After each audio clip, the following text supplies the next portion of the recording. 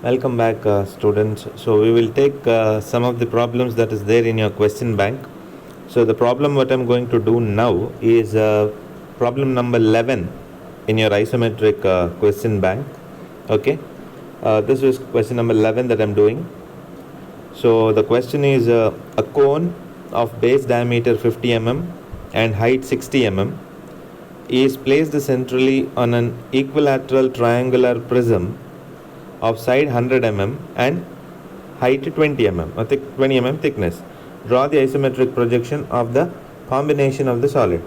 So we know that till now whatever explanations I have given, they were all with respect to one object only, even though the objects whatever I have told has covered almost everything, but whatever I have told till now, it's all with respect to a single object. Either it's a cone or a pyramid or a frustum or a prism or a cylinder. I have only told you to construct single objects. But if you see in the examination, there are questions where there are single solids are being asked. But in most of the cases, if you see the question bank as well as the solution book, you will have problems where the questions will have at least two solids. Okay, in some of the cases there can be three also. Okay, but the procedure will be same whether it is two or three. You have to just finish the first one, take that as the reference for the second one, finish the second one and take reference for the third one, so on. So maximum you will have is only three solids. Okay, but most commonly you will have two solids in the sense one main object, on top of that there will be a smaller object generally. Okay, so most of the time you see the combination of solids. For example, in this particular problem, you can see that cone is actually placed on top of a triangular prism. So you have a triangular prism on the base, and on top of that there is a cone. So you have to draw the combined isometric view of these two objects. Alright, so as I told you, you cannot directly draw this because it's a triangular prism, right? It's not a square. So you have to draw the orthographic view first, and then you have to draw the isometric projections. Only in the case of square or rectangle you can directly draw. Whenever you have triangle or pentagon or hexagon, you will have to draw the orthographic view. Okay, so we will draw the orthographic view first. XY VPHP is drawn. So what is there on the base? Actually, base what we have is a triangular prism. Okay, so the side of the triangular prism is 100 mm. So it's a very big triangle actually. The side of the triangle is 100 mm. So we have to draw a triangle of side 100 mm. Okay, a big triangle, each side equal to 100 mm, and it is having the thickness 20 mm, which of course we cannot show it in the top view.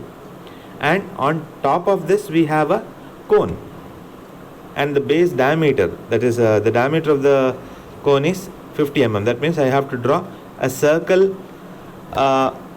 within the triangle which is centrally placed. That is very important. It's very clearly mentioned right in the question. It is said that it is placed centrally.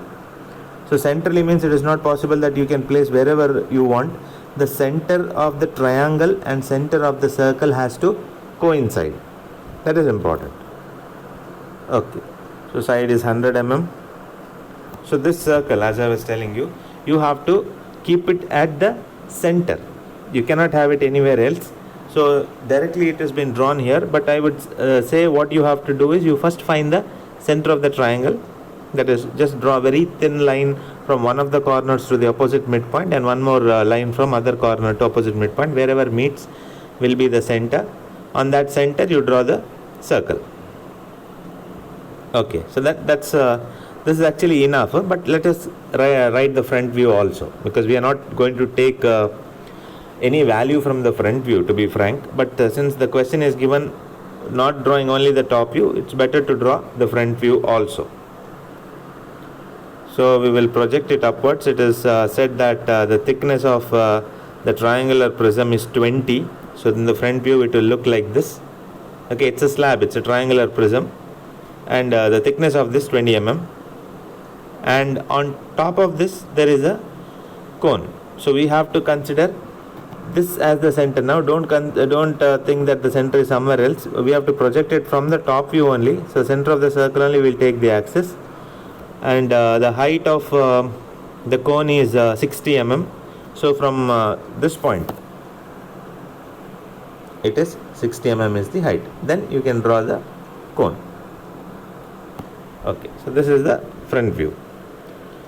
Alright, so this is the orthographic view of that, but in the question we have to find the isometric view, right? Okay, so now what we have to do, the usual procedure. Triangle cannot directly be plotted. We can only plot square or rectangle. So what we have to do first, we have to make a envelope around this triangle, right? So for this part, we will take this as one side only, right? One side will come here, so we have to draw only this line till here and connect it back. One of the edge is already there, so we will make that first. Okay, for both circle as well as for the base. Now you may ask, why for the circle? Because circle we can directly draw the radius, right? I mean the diameter, because I explained this concept in the case of cylinder. I told you for circle you need not to draw the envelope there. I mean, even if you draw, it will be equal to the size of the diameter. The box what you take is equal to the side of the diameter. That is fine if the base is circle. Okay, that will be fine if the base is circle. But in case of the cone which is placed on top of something, so we need the proper center for that, right? We need the reference for that. So for that we need a box here, because with respect to the box only we are going to take the distances. For example, if I want to do it in the isometric view, I need to know what is this distance from here to here, right? From this triangle, what is the distance, or from this end, what is the distance? I cannot randomly keep that side as 50 and 50 anywhere, right? I need to know match the center of that with respect to the base. That is why I am drawing this box around that. Alright. Okay, so let us start with the isometric drawing. So I will first take the 30 and 30 degree sides on either side.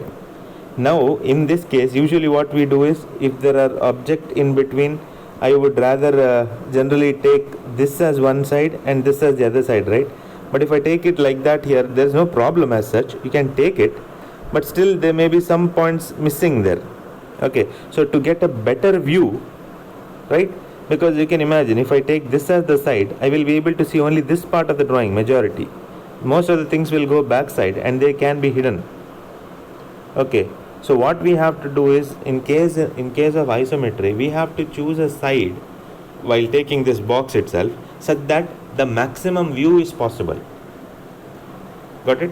Such that the maximum view is possible. That means what I'm trying to tell you is, in this case, if I take this as my front side, I mean the isometric side, so I will be definitely able to see this part and the cone, but two lines can go inside, right, completely on the back side.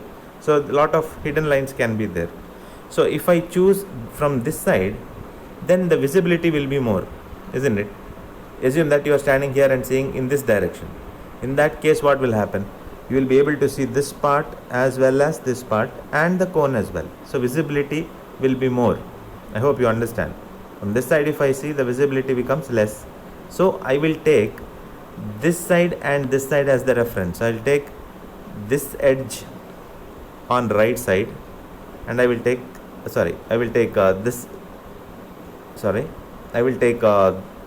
this particular edge on the left side and this particular edge on the right side, so that I can generally see more of the object. Okay, so taking that into consideration, I will take the box. Okay, so what I've done is, if I have to name it, let's say I'll name it as 1, 2, 3, 4.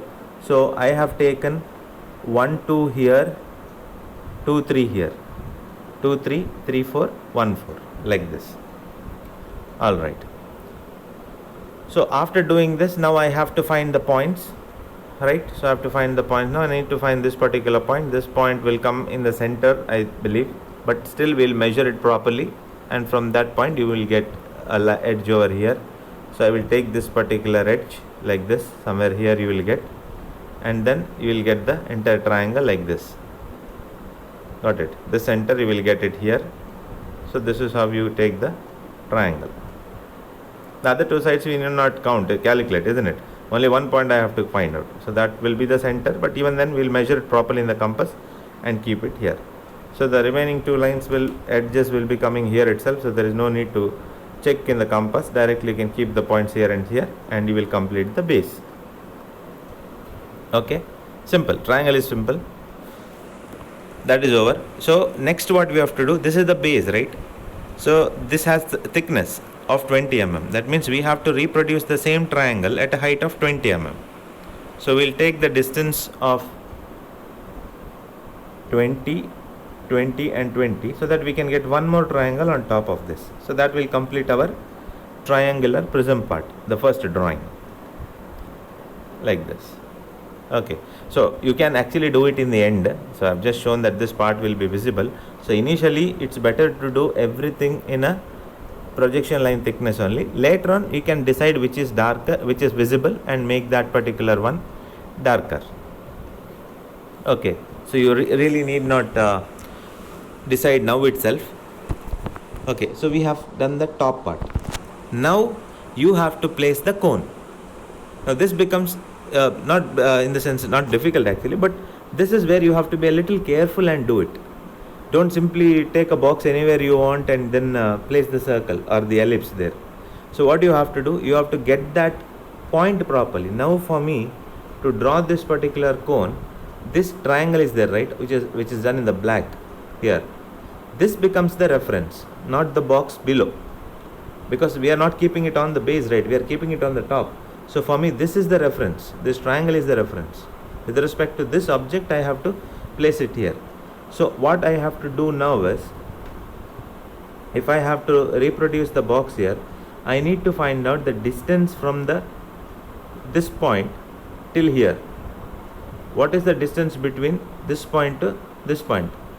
In other words, you can take this line only in orthographic view, that will not change. So from here to here, what is the distance? So from here you measure from the tip here, not from the base here, because then the distance will change.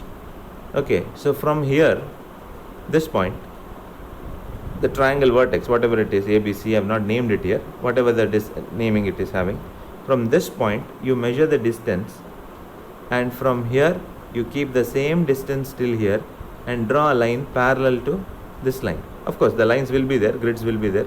So with respect to that, you draw one line, measure the exact distance. This point will come in the center, isn't it? Exactly in the center. So measure the distance and draw a line one side. Same way on the other side, you have the edge of the triangle. From there to this box, a very small distance. So from this end, from the top end, measure that same distance, very small distance, somewhere here it may come. So there also you draw the box. Got it? On the either side. Fine. Then what you have to do, you have to check this distance again with respect to with respect to this line only, since it is coming in the center. Okay, this is coming in the center, right? So from the center you can take the distance equally on either side. It will be equal to radius on either side, this side as well as this side. Same way here also, from the same line if you extend it here and see, this point will be on the center of that. So same distance will take radius on this side as well as this side, and you can complete the box. Okay, got it? You need to do a little, you have to be a little careful while doing it. Don't simply place any box wherever you want. The point has to be properly placed it is. Okay, or you can do another one, but no need. Here you can directly do it. I don't want you to I don't want to confuse you again by saying the other things. So in this case it's direct. From this center you see what is the distance. So you just draw one line, thin line for your reference, and measure that distance exactly from here to here. With that line only you get the point, that will be the center. From there you take either side distance. Same way from here also very small distance is there. From there also you take that small distance, that will be the center only from this line if you are measuring. Take the radius and this distance on the other side and complete the box. Okay. So complete the box as I told you. From the center I have told you take a thin line, right? So this line you draw for your reference, and then measuring the distance here, you get to know where this point will come. From there, it's a midpoint, isn't it? So take the same distance that side and the same distance downside. And the same line, if you continue, measure this distance, very small distance. That distance also you get this center point. From there you measure this distance and take the other distance, and then directly join this line and join this line. So you will be able to complete the box. Alright, so that part is done. So next what you have to do, you have to draw the ellipse. Okay, so I will not go to explain that ellipse again. You already know that, isn't it? You already know how to draw the ellipse. That is, draw a center line from here to midpoint, from here to midpoint, from here to opposite midpoint. You will get the ellipse here directly. So main thing is to locate the box here. Got it? Locating the box is important. So that is how you should know, from here to midpoint, from here to midpoint, from here to opposite midpoint, from here to opposite midpoint. You get all the four centers. From there you draw the ellipse. Okay.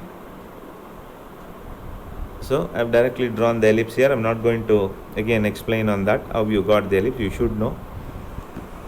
Then what you have to do, the height of the cone is given. So you have to get the center of this, of the box. You have to take the center of the box again. So taking the center of the box, from here you draw one line. So from here, I think you will also get the center, because you will already do the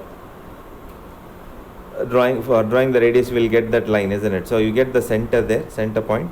So from center you take the axis, what is that, 50 iso 50, and then join it tangentially to both the ends. So locate the center.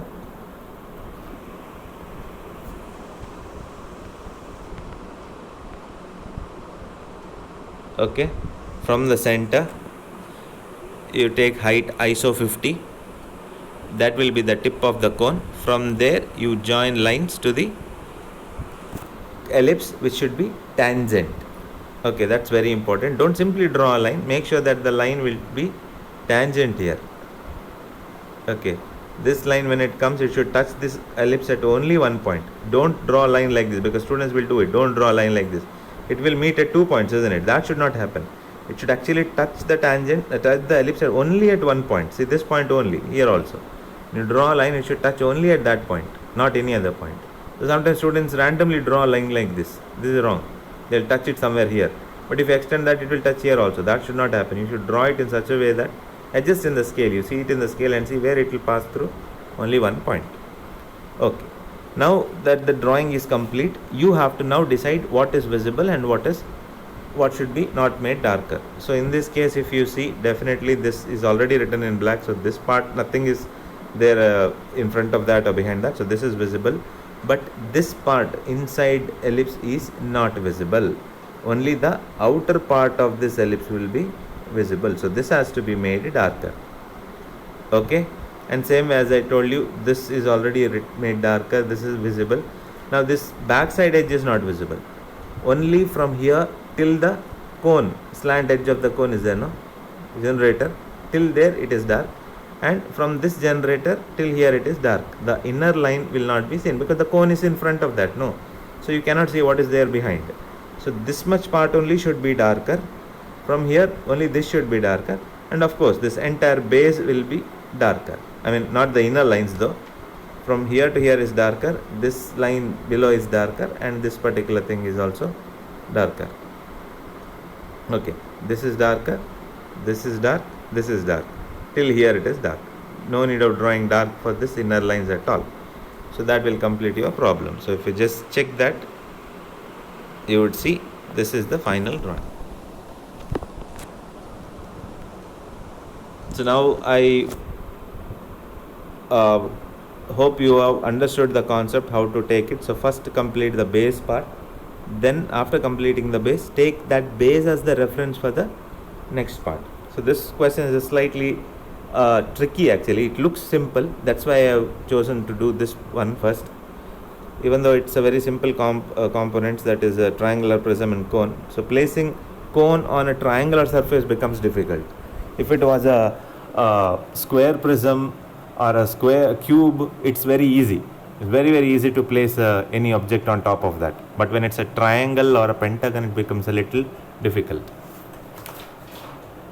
Okay, so this completes the one of the problems in case of your question bank. This is there, right? Question number 11, I think so, in your question bank. So please see to it that you do it properly. Okay, so next we will take another problem from your question bank only. We'll take the next one now.